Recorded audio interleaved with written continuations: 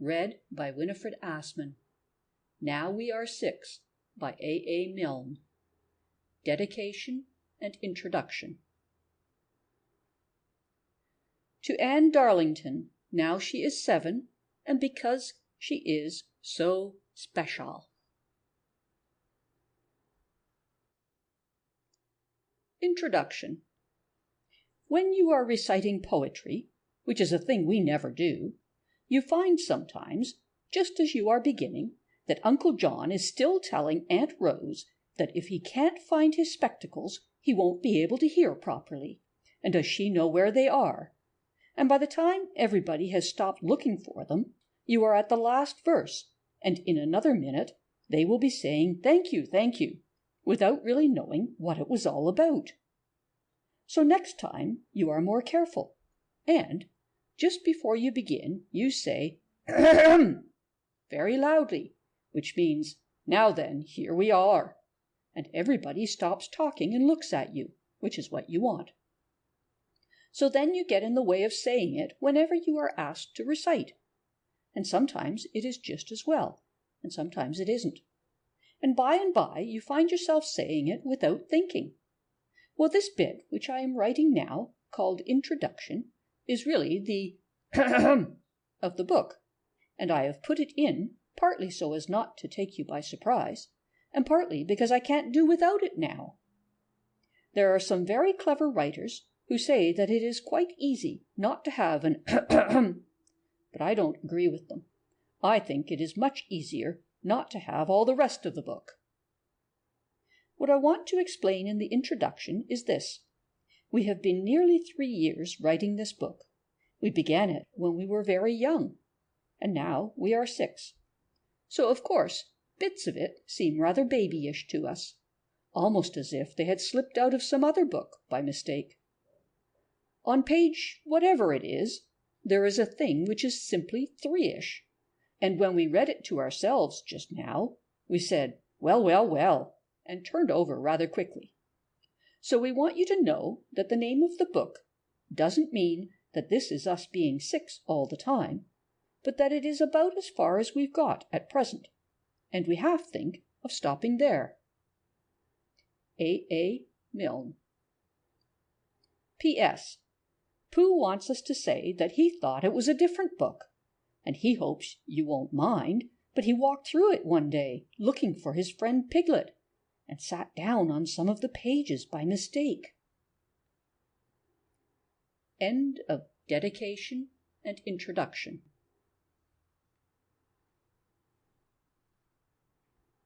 Solitude. I have a house where I go when there's too many people. I have a house where I go where no one can be.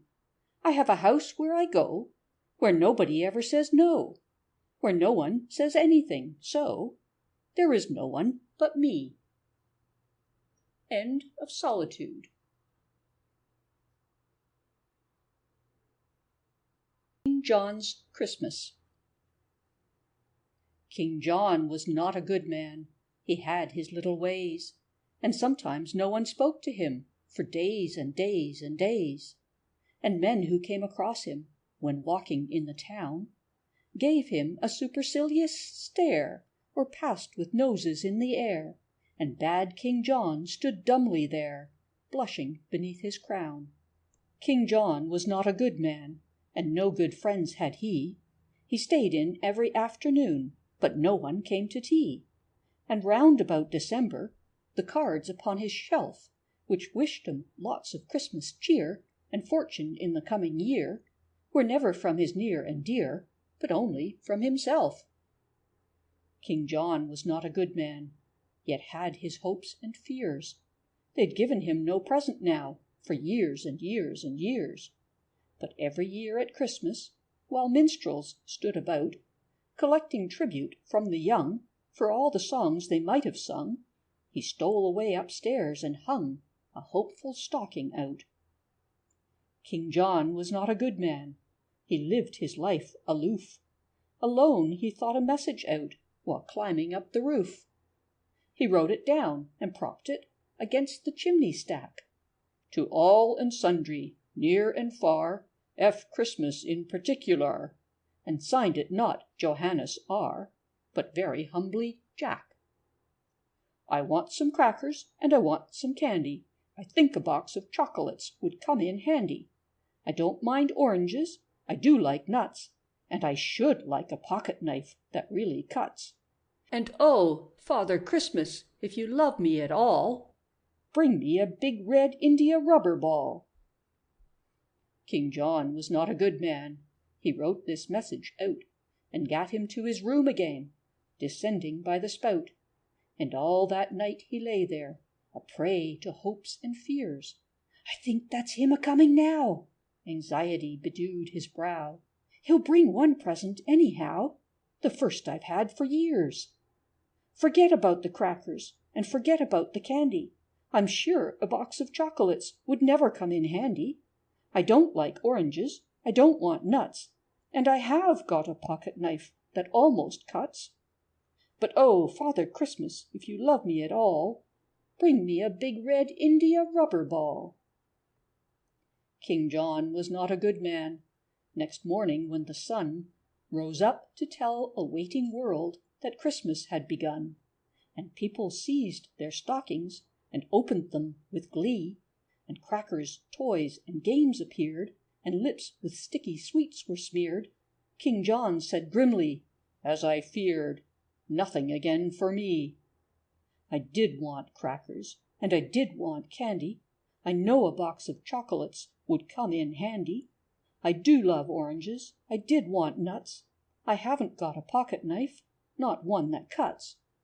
And oh, if Father Christmas had loved me at all, he would have brought a big red India rubber ball.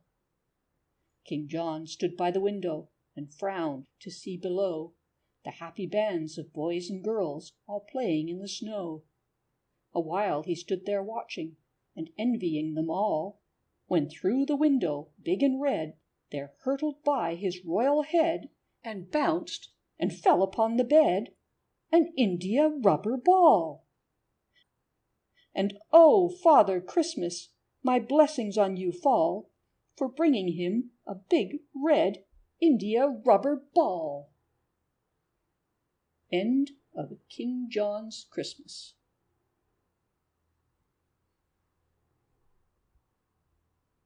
Busy. I think I am a muffin man. I haven't got a bell. I haven't got the muffin things that muffin people sell. Perhaps I am a postman. No, I think I am a tram. I'm feeling rather funny, and I don't know what I am. But round about and round about and round about I go, all round the table in the nursery. Round about and round about and round about I go. I think I am a traveller escaping from a bear. I think I am an elephant behind another elephant who isn't really there. So round about and round about and round about and round about and round about and round about I go. I think I am a ticket man who's selling tickets, please. I think I am a doctor who is visiting a sneeze. Perhaps I'm just a nanny who is walking with a pram. I'm feeling rather funny, and I don't know what I am. But round about and round about and round about I go, all around the table in the nursery. Round about and round about and round about I go. I think I am a puppy, so I'm hanging out my tongue. I think I am a camel who is looking for a camel, who is looking for a camel, who is looking for its young. So round about and round about and round about and round about and round about and round about I go. End of Busy.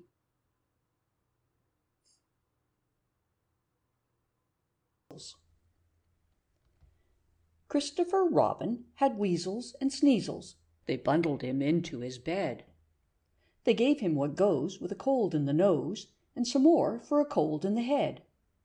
They wondered if weasels could turn into measles, if sneezels would turn into mumps. They examined his chest for a rash and the rest of his body for swellings and lumps. They sent for some doctors and sneezels and weasels to tell them what ought to be done. All sorts and conditions of famous physicians came hurrying round at a run. They all made a note of the state of his throat. They asked if he suffered from thirst. They asked if the sneezels came after the weasels, or if the first sneezel came first. They said, if you teasel a sneezel or weasel, a measle may easily grow. But humour or pleasel the weasel or sneezel, the measle will certainly go. They expounded the reasons for sneezels and weasels, the manner of measles when new. They said if he freezels, in draughts and in breezels, then sneezels may even ensue. Christopher Robin got up in the morning. The sneezels had vanished away, and the look in his eye seemed to say to the sky, "Now, how to amuse them today." End of Sneezels.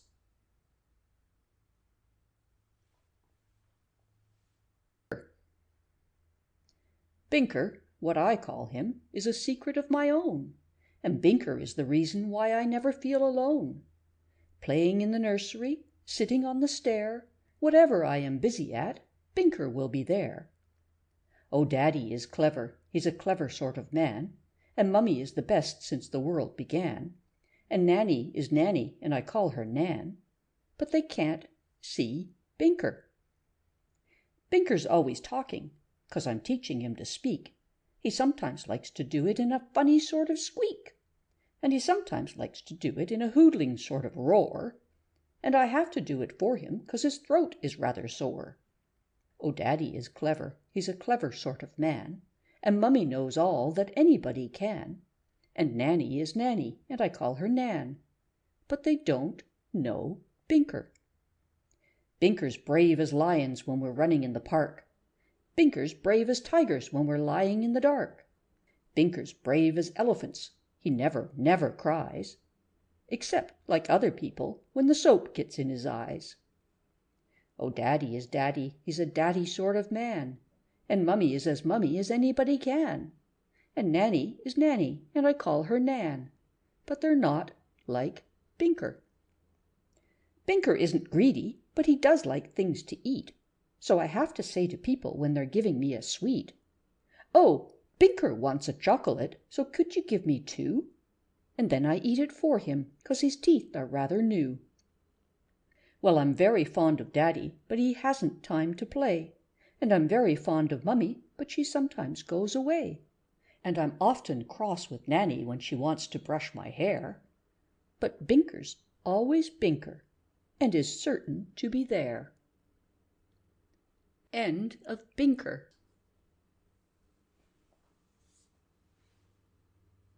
Fairy Stones. Tinker, tailor, soldier, sailor, rich man, poor man, ploughboy, thief. And what about a cowboy, policeman, jailer, engine driver, or pirate chief? What about a postman, or a keeper at the zoo? What about the circus man who lets the people through? And the man who takes the pennies for the roundabouts and swings? Or the man who plays the organ, and the other man who sings? What about a conjurer with rabbits in his pockets? What about a rocket man who's always making rockets? Oh, there's such a lot of things to do, and such a lot to be, that there's always lots of cherries on my little cherry tree. End of Cherry Stones.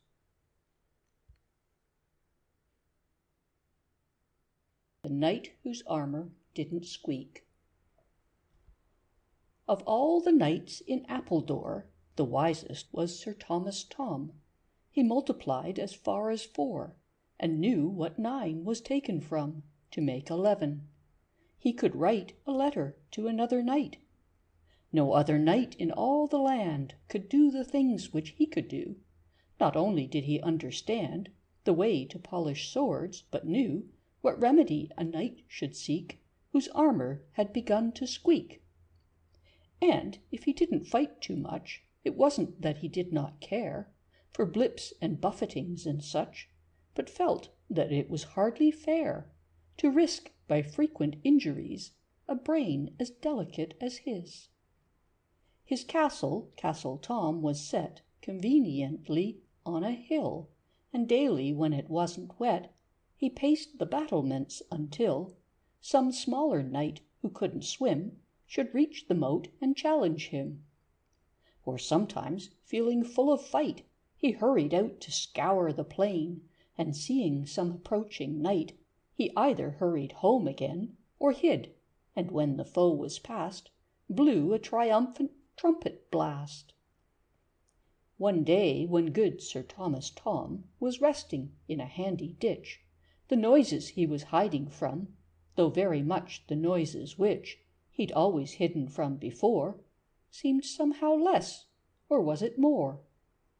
The trotting horse, the trumpet's blast, the whistling sword, the armour's squeak, these, and especially the last, had clattered by him all the week. Was this the same, or was it not? Something was different, but what? Sir Thomas raised a cautious ear and listened as Sir Hugh went by, and suddenly he seemed to hear, or not to hear, the reason why this stranger made a nicer sound than other knights who lived around. Sir Thomas watched the way he went. His rage was such he couldn't speak. For years they'd called him down in Kent the knight whose armour didn't squeak. Yet here and now he looked upon another knight whose squeak had gone. He rushed to where his horse was tied. He spurred it to a rapid trot. The only fear he felt inside about his enemy was not how sharp his sword, how stout his heart, but has he got too long a start? Sir Hugh was singing hand on hip, when something sudden came along and caught him a terrific blip right in the middle of his song.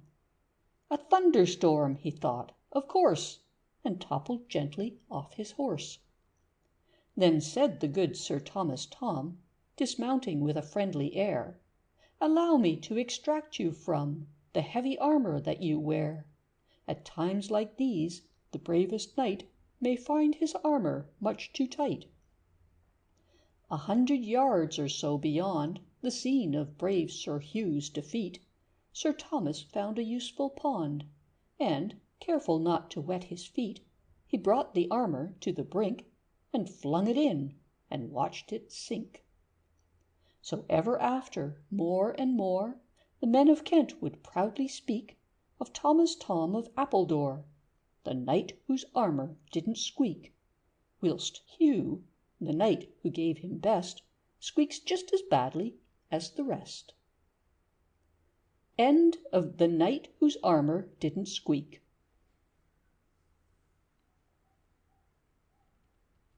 Buttercup Days. Where is Anne? Head above the buttercups, walking by the stream. Down among the buttercups. Where is Anne? Walking with her man, lost in a dream, lost among the buttercups. What has she got in that little brown head? Wonderful thoughts which can never be said. What has she got in that firm little fist of hers? Somebody's thumb, and it feels like Christopher's. Where is Anne? Close to her man. Brown head, gold head, in and out the buttercups. End of Buttercup Days.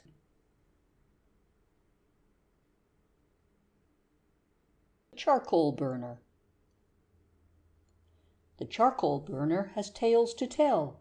He lives in the forest, alone in the forest. He sits in the forest, alone in the forest. And the sun comes slanting between the trees, and rabbits come up, and they give him good morning. And rabbits come up and say, "Beautiful morning."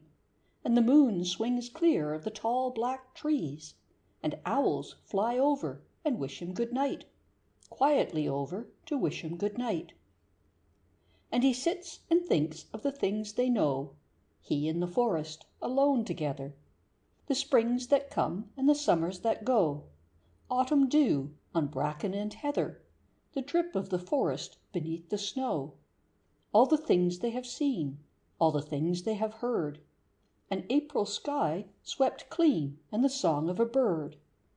Oh, the charcoal burner has tales to tell, and he lives in the forest and knows us well. End of the charcoal burner.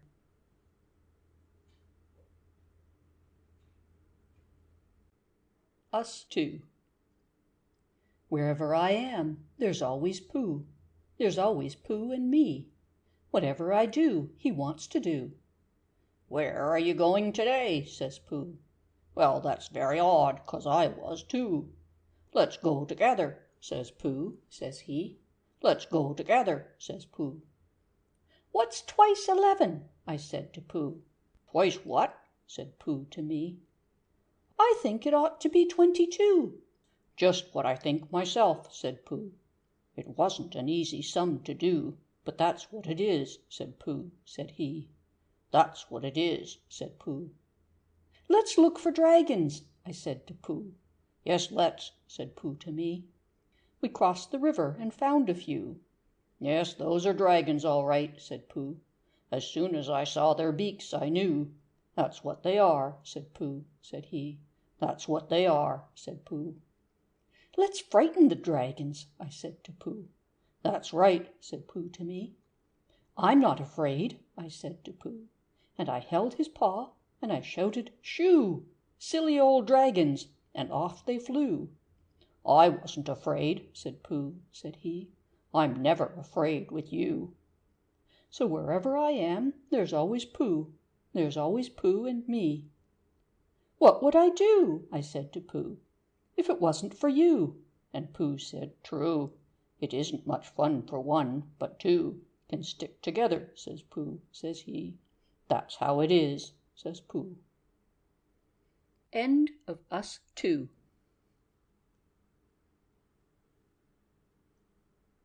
The Old Sailor. There was once an old sailor my grandfather knew, who had so many things which he wanted to do, that whenever he thought it was time to begin, he couldn't because of the state he was in. He was shipwrecked and lived on an island for weeks, and he wanted a hat, and he wanted some breeks, and he wanted some nets, or a line and some hooks, for the turtles and things which you read of in books. And thinking of this, he remembered a thing which he wanted for water, and that was a spring. And he thought that to talk to he'd look for and keep, if he found it, a goat, or some chickens and sheep. Then, because of the weather, he wanted a hut, with a door to come in by, which opened and shut, with a jerk which was useful if snakes were about, and a very strong lock to keep savages out. He began on the fish hooks, and when he'd begun, he decided he couldn't because of the sun. So he knew what he ought to begin with, and that was to find or to make a large sun-stopping hat. He was making the hat with some leaves from a tree, when he thought, "I'm as hot as a body can be, and I've nothing to take for my terrible thirst, so I'll look for a spring, and I'll look for it first." Then he thought as he started, "Oh dear and oh dear, I'll be lonely tomorrow with nobody here." So he made in his notebook a couple of notes. "I must first find some chickens," and "No, I mean goats." He had just seen a goat, which he knew by the shape, when he thought, "But I must have a boat for escape. But a boat needs a sail, which means needles and thread, so I'd better sit down and make needles instead." He began on a needle, but thought as he worked, that if this was an island where savages lurked, sitting safe in his hut he'd have nothing to fear, whereas now they might suddenly breathe in his ear. So he thought of his hut, and he thought of his boat, and his hat, and his breeks, and his chickens and goat, and the hooks for his food, and the spring for his thirst, but he never could think which he ought to do first. And so in the end he did nothing at all, but basked on the shingle wrapped up in a shawl, and I think it was dreadful the way he behaved. He did nothing but basking until he was saved. End of the Old Sailor.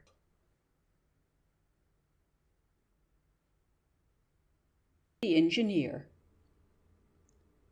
Let it rain, who cares? I've a train upstairs, with a brake which I make from a string sort of thing, which works in jerks, 'cause it drops in the spring, which stops with the string and the wheels all stick so quick that it feels like a thing that you make with a brake, not string. So that's what I make when the day's all wet. It's a good sort of brake, but it hasn't worked yet. End of The Engineer.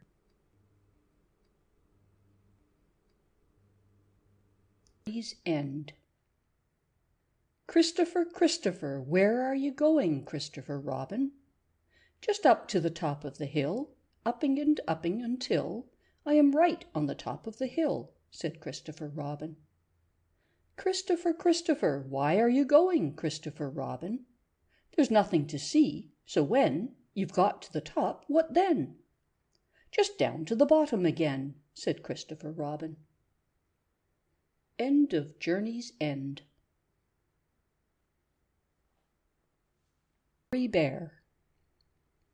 If I were a bear, and a big bear too, I shouldn't much care if it froze or snew.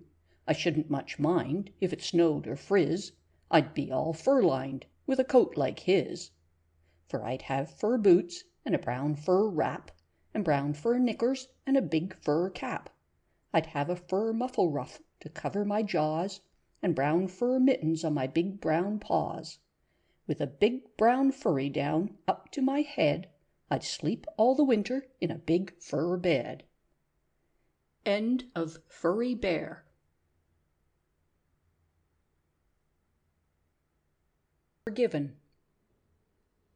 I found a little beetle, so that Beetle was his name, and I called him Alexander, and he answered just the same. I put him in a matchbox, and I kept him all the day. And Nanny let my beetle out.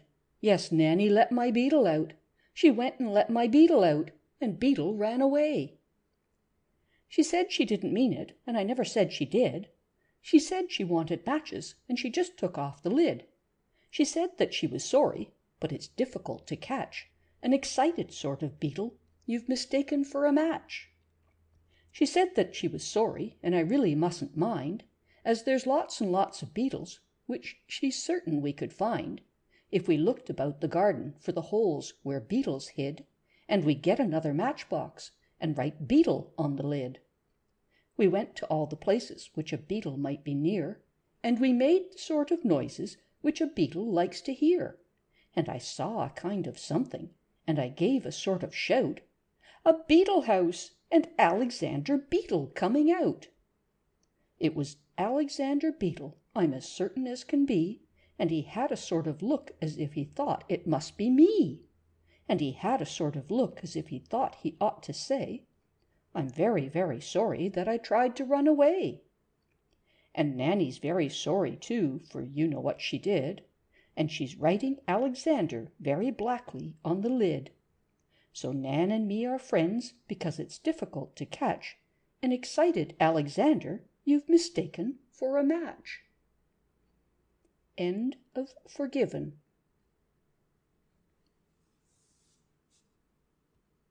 The Emperor's Rhyme.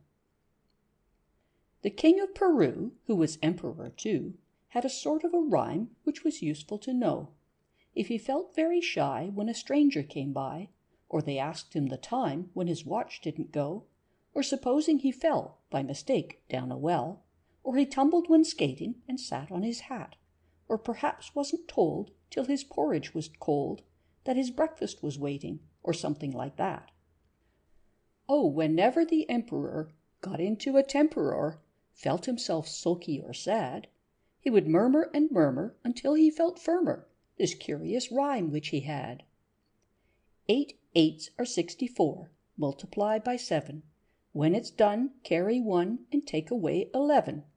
9 9s are 81, multiply by 3. If it's more, carry 4, and then it's time for tea. So whenever the Queen took his armor to clean, and she didn't remember to use any starch, or his birthday in May was a horrible day, being wet as November and windy as March, or if sitting in state with the wise and the great, he just happened to hiccup while signing his name, or the Queen gave a cough when his crown tumbled off, as he bent down to pick up a pen for the same. Oh, whenever the emperor got into a temper or felt himself awkward and shy, he would whisper and whisper until he felt crisper this odd little rhyme to the sky. 8 eights are 81, multiply by 7. If it's more, carry 4 and take away 11. 9 nines are 64, multiply by 3. When it's done, carry 1, and then it's time for tea. End of The Emperor's Rhyme.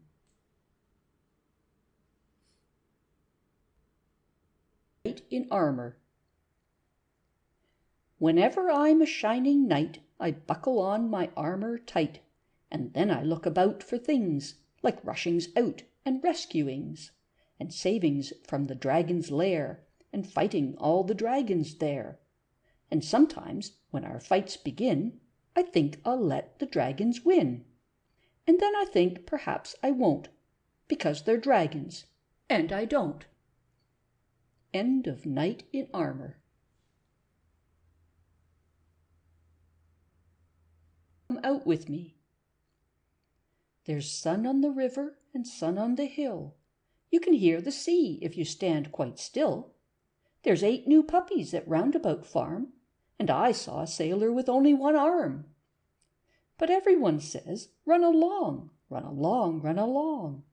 All of them say, run along, I'm busy as can be. Everyone says, run along, there's a little darling. If I'm a little darling, why don't they run with me? There's wind on the river and wind on the hill. There's a dark dead water wheel under the mill. I saw a fly which had just been drowned, and I know where a rabbit goes into the ground. But everyone says, run along, run along, run along. All of them say, yes, dear, and never notice me. Everyone says, run along, there's a little darling. If I'm a little darling, why won't they come and see? End of Come Out With Me. By the pond. I'm fishing. Don't talk, anybody, don't come near. Can't you see that the fish might hear? He thinks I'm playing with a piece of string. He thinks I'm another sort of funny sort of thing. But he doesn't know I'm fishing. He doesn't know I'm fishing. That's what I'm doing, fishing. No, I'm not. I'm newting. Don't cough, anybody. Don't come by. Any small noise makes a newt feel shy. He thinks I'm a bush or a new sort of tree. He thinks it's somebody, but doesn't think it's me. And he doesn't know I'm newting. No, he doesn't know I'm newting. That's what I'm doing, newting.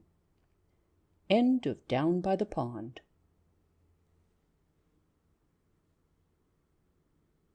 The Little Black Hen. Berryman and Baxter, Pretty Boy and Pen, and old Farmer Middleton are 5 big men, and all of them were after the little black hen. She ran quickly, they ran fast. Baxter was first, and Berryman was last. I sat and watched by the old plum tree. She squawked through the hedge, and she came to me. The little black hen said, "Oh, it's you." I said, "Thank you, how do you do? And please will you tell me, little black hen, what did they want, those 5 big men?"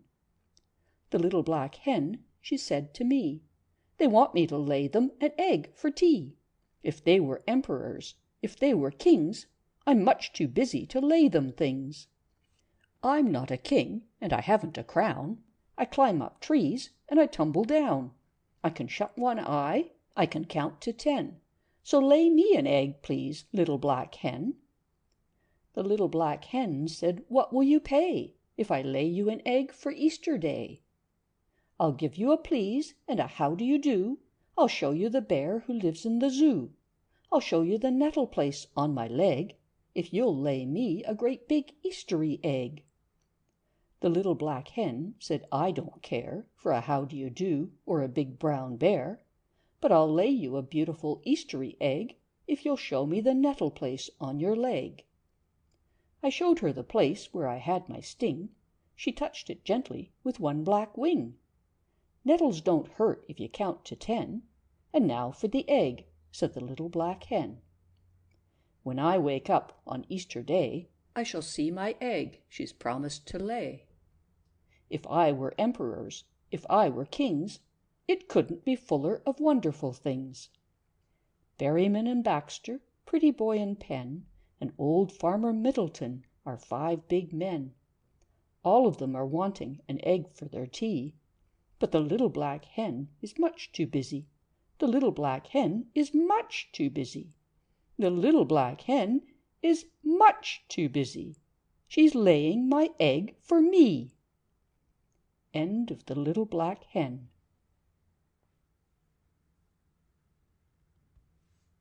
The Friend. There are lots and lots of people who are always asking things, like dates and pounds and ounces and the names of funny kings, and the answer's either 6pence or 100 inches long, and I know they'll think me silly if I get the answer wrong. So Pooh and I go whispering, and Pooh looks very bright, and says, "Well, I say 6pence, but I don't suppose I'm right." And then it doesn't matter what the answer ought to be, 'cause if he's right, I'm right, and if he's wrong, it isn't me. End of The Friend. The Good Little Girl. It's funny how often they say to me, "Jane, have you been a good girl? Have you been a good girl?" And when they have said it, they say it again. "Have you been a good girl? Have you been a good girl?" I go to a party, I go out to tea, I go to an aunt for a week at the sea. I come back from school or from playing a game. Wherever I come from, it's always the same. "Well, have you been a good girl, Jane?" It's always the end of the loveliest day. "Have you been a good girl? Have you been a good girl?" I went to the zoo and they waited to say, "Have you been a good girl? Have you been a good girl?" Well, what did they think that I went there to do? And why should I want to be bad at the zoo?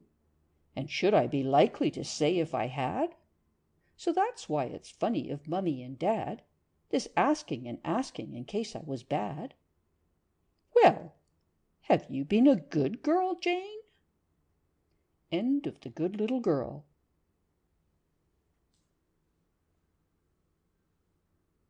A Thought. If I were John and John were me, then he'd be 6 and I'd be 3. If John were me and I were John, I shouldn't have these trousers on. End of a Thought. King Hilary and the Beggarman. Of Hilary the great and good they tell a tale at Christmas time.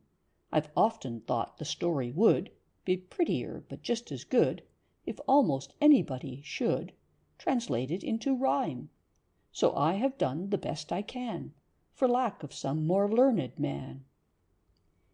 Good King Hilary said to his Chancellor, proud Lord Willoughby, Lord High Chancellor, "Run to the wicket gate, quickly, quickly, run to the wicket gate and see who is knocking. It may be a rich man, sea-born from Araby, bringing me peacocks, emeralds, and ivory. It may be a poor man, travel-worn and weary, bringing me oranges to put in my stocking." Proud Lord Willoughby, Lord High Chancellor, laughed both loud and free. "Ha, ha, ha! I've served your Majesty man to man since first your Majesty's reign began, and I've often walked, but I never, never ran. Never, never, never," quoth he. Good King Hilary said to his Chancellor, proud Lord Willoughby, Lord High Chancellor, "Walk to the wicket gate, quickly, quickly, walk to the wicket gate and see who is knocking. It may be a captain, hawk-nosed, bearded, bringing me gold dust, spices, and sandalwood. It may be a scullion, carefree, whistling, bringing me sugar-plums to put in my stocking." Proud Lord Willoughby, Lord High Chancellor, laughed both loud and free. "I've served in the palace since I was 4, and I'll serve in the palace a many years more. And I've opened a window, but never a door. Never, never, never," quoth he. Good King Hilary said to his Chancellor, proud Lord Willoughby, Lord High Chancellor. Open the window, quickly, quickly. Open the window and see who is knocking. It may be a waiting maid, apple-cheeked, dimpled, sent by her mistress to bring me greeting. It may be children, anxious, whispering, bringing me cobnuts to put in my stocking.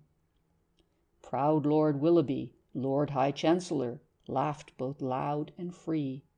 I'll serve your Majesty till I die, as Lord Chancellor, not as spy, to peep from lattices, no, not I. Never, never, never, quoth he. Good King Hilary looked at his Chancellor, proud Lord Willoughby, Lord High Chancellor. He said no word to his stiff-set Chancellor, but ran to the wicket-gate to see who was knocking. He found no rich man, trading from Araby. He found no captain, blue-eyed, weather-tanned. He found no waiting-maid, sent by her mistress, but only a beggar-man with one red stocking. Good King Hilary looked at the beggarman, and laughed him 3 times 3, and he turned that beggarman round about. Your thews are strong, and your arm is stout. Come, throw me a Lord High Chancellor out, and take his place, quoth he. Of Hilary the good and great, old wives at Christmas time relate this tale, which points at any rate 2 morals on the way. The first, whatever fortune brings, don't be afraid of doing things, especially, of course, for kings. It also seems to say, but not so wisely, he who begs, with one red stocking on his legs, will be, as sure as eggs are eggs, a chancellor some day. End of King Hilary and the Beggar-Man.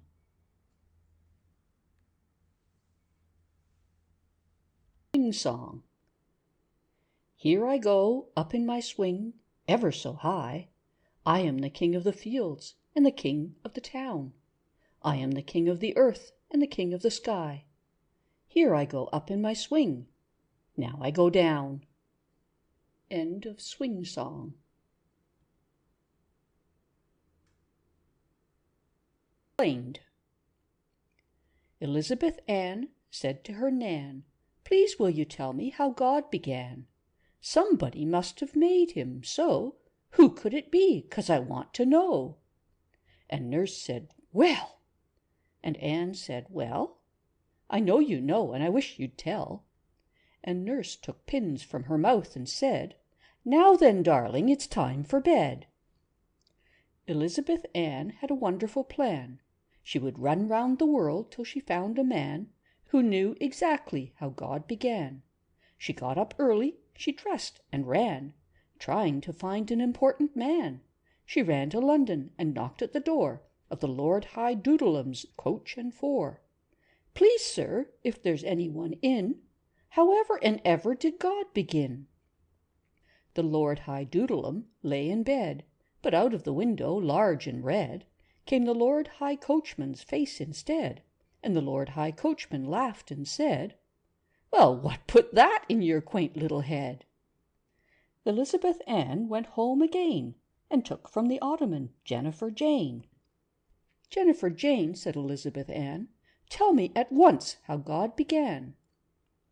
And Jane, who didn't much care for speaking, replied in her usual way by squeaking. What did it mean?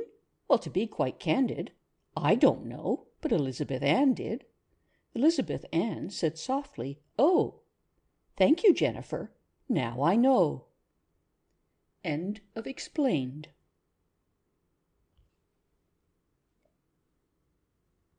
Twice Times.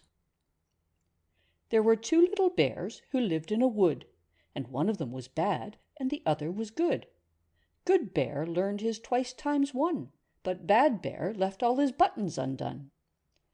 They lived in a tree when the weather was hot, and one of them was good and the other was not. Good Bear learned his twice times 2, but Bad Bear's thingamies were worn right through.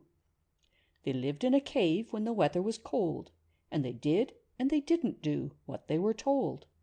Good Bear learned his twice times 3, but Bad Bear never had his handkerchie. They lived in the wood with a kind old aunt, and one said yes'm, and the other said shan't.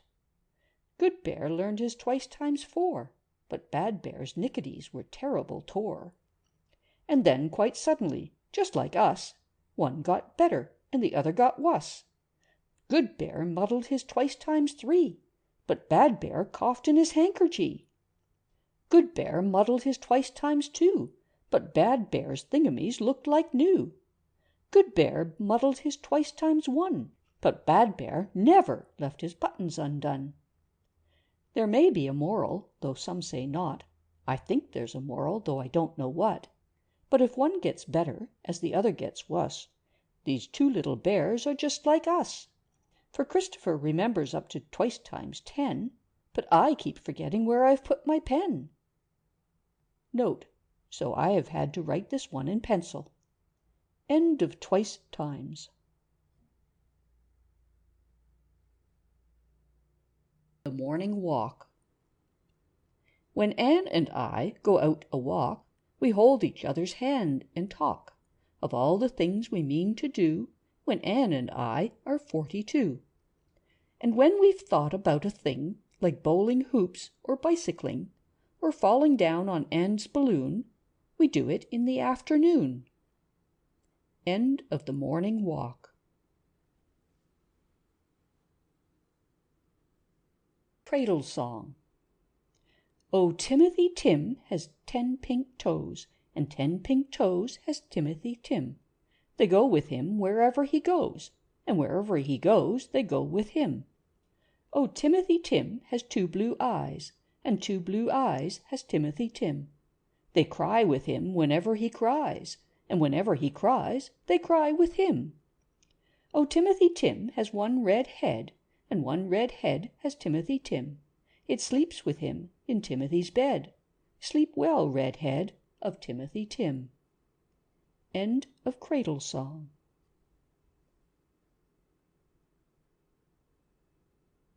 At the window.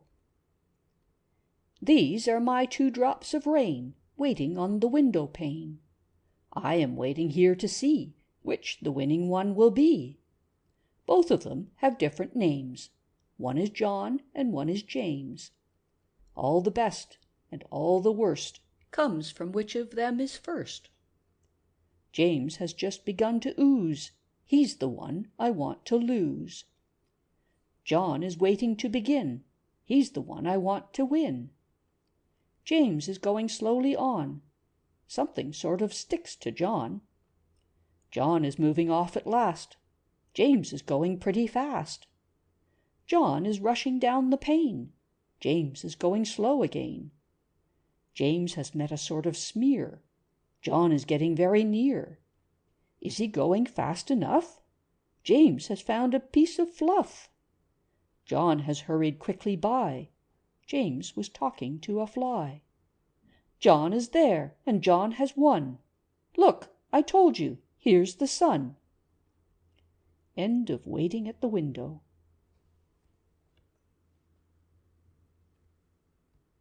Purr.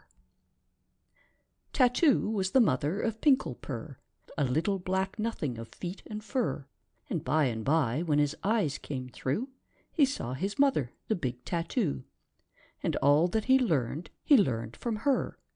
"I'll ask my mother," says Pinklepurr. Tattoo was the mother of Pinklepurr, a ridiculous kitten with silky fur, and that little black Pinkle grew and grew till he got as big as the big Tattoo. And all that he did with her. 2 friends together, says Pinklepurr. Tattoo was the mother of Pinklepurr, an adventurous cat in a coat of fur, and whenever he thought of a thing to do, he didn't much bother about Tattoo, for he knows it's nothing to do with her. So see you later, says Pinklepurr. Tattoo is the mother of Pinklepurr, an enormous leopard with coal-black fur. A little brown kitten that's nearly new is now playing games with its big Tattoo, and Pink looks lazily down at her. "Dear little Tat," says Pinklepurr. End of Pinklepurr.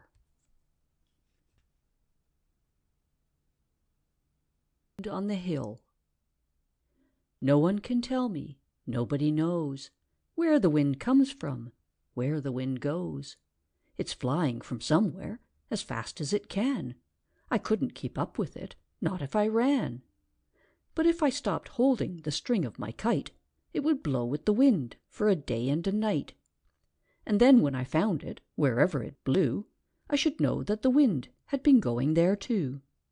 So then I could tell them where the wind goes, but where the wind comes from, nobody knows. End of Wind on the Hill.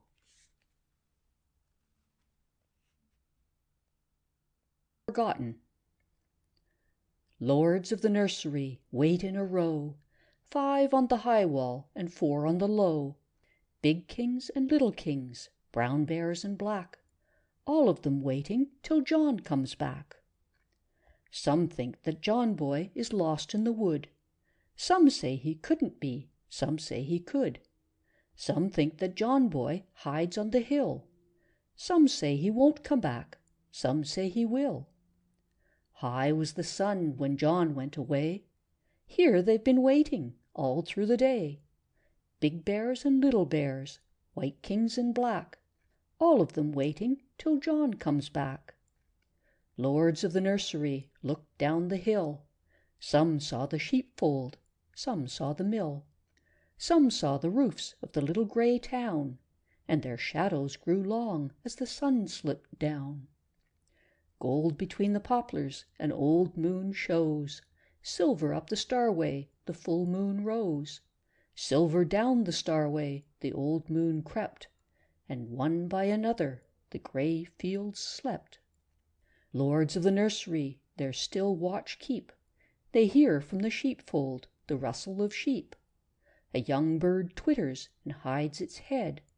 A little wind suddenly breathes and is dead. Slowly and slowly dawns the new day. What's become of John boy? No one can say. Some think that John boy is lost on the hill. Some say he won't come back, some say he will. What's become of John boy? Nothing at all. He played with his skipping rope, he played with his ball. He ran after butterflies, blue ones and red. He did 100 happy things, and then went to bed. End of Forgotten. In the dark. I've had my supper, and had my supper, and had my supper and all. I've heard the story of Cinderella, and how she went to the ball. I've cleaned my teeth, and I've said my prayers, and I've cleaned and said them right. And they've all of them been and kissed me lots. They've all of them said good night. So, here I am in the dark alone. There's nobody here to see. I think to myself, I play to myself, and nobody knows what I say to myself. Here I am in the dark alone. What is it going to be? I can think whatever I like to think.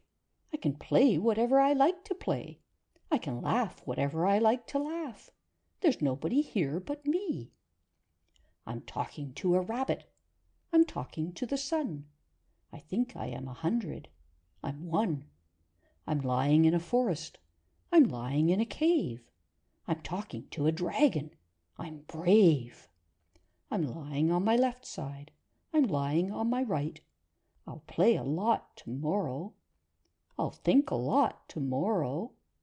I'll laugh a lot tomorrow. Hey ho! Good night. End of In the Dark.